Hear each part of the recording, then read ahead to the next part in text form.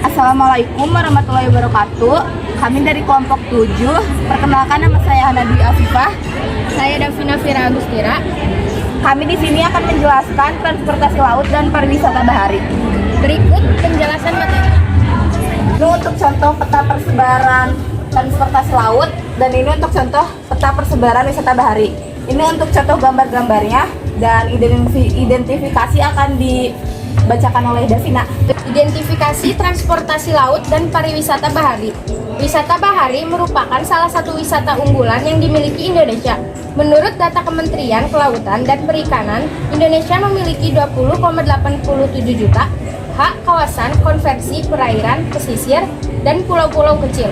Garis pantai Indonesia membentang 99,093 km dengan luas laut 3.257 juta kilometer persegi.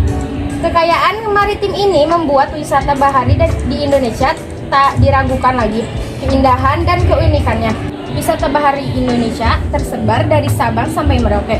Ada banyak yang diekspor dalam wisata bahari Indonesia. Wisata bahari utama artinya segala jenis kegiatan wisata atau rekreasi yang aktivitasnya dilakukan di kawasan laut, baik itu di pantai, pulau, ataupun bawah laut. Transportasi air mengangkut orang dan barang atau kargo. Walaupun dalam sejarah penggunaan transportasi air untuk penumpang cenderung menurun dikarenakan meningkatnya penerbangan komersial. Transportasi air masih menjadi sarana penting pengangkutan terbesar di dunia. Walaupun lebih lambat dibandingkan transportasi udara, transportasi air modern merupakan cara yang efektif untuk memindahkan barang dalam jumlah yang besar. Biaya untuk transportasi air lebih rendah daripada udara untuk pelayanan antar benua.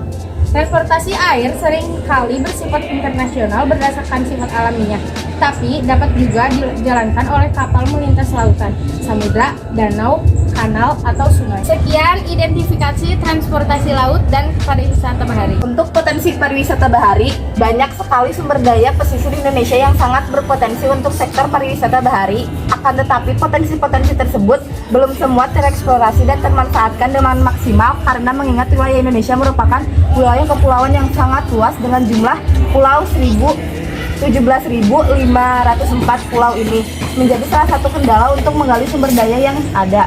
Dan apabila potensi-potensi ini tergali dan termanfaatkan secara maksimal, bisa menjadi salah satu kendala untuk menggali sumber daya yang ada. Dan apabila potensi-potensi ini tergali dan termanfaatkan secara maksimal, bisa menjadi penambah devisa negara yang sangat menjanjikan.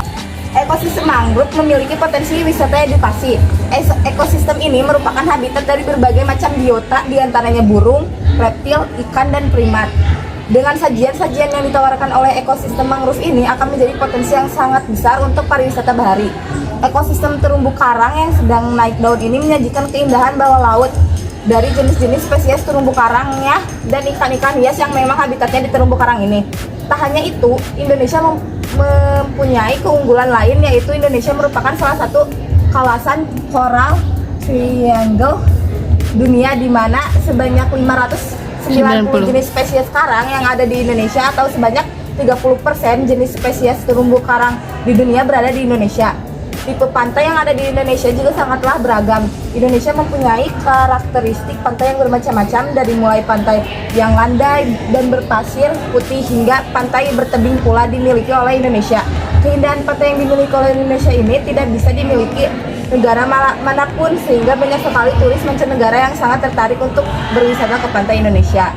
Untuk potensi transportasi laut, Kamar Dagang dan Industri atau KADI Indonesia menyebut potensi bisnis transportasi laut di Indonesia mencapai 20 miliar US dollar. Ini belum termasuk potensi ekonomi laut di Indonesia yang mencapai 171 miliar US dollar. Negeri ini memiliki peluang yang besar untuk mengembangkan ruang laut tersebut sebagai transportasi utama yang paling efisien karena hampir 80% lebih proses perpindahan barang dan jasa antar pulau menggunakan jasa perhubungan laut. Untuk pengelolaan transportasi laut dan pariwisata bahari, penerapan strategi pengelolaan kawasan pariwisata mempunyai arti yang sangat penting bagi keberadaan tempat wisata tersebut. Karena dengan penerapan strategi yang tepat akan mengarahkan keberadaan tempat wisata dalam mendukung pencapaian tujuan yang efektif dalam bidang pemasaran tempat wisata yang dilakukan sehingga mampu mengarahkan keputusan-keputusan yang tepat bagi terciptanya tempat wisata yang benar-benar mendukung tujuan yang ditetapkan. Penerapan strategi secara tepat akan memberikan jaminan bahwa aktivitas karyawan dan pengelolaan dapat memberikan dampak secara dalam proses pengelolaan wisata. Sekian presentasi dari kelompok 7. Mohon maaf apabila ada kesalahan kata. Wassalamualaikum warahmatullahi wabarakatuh.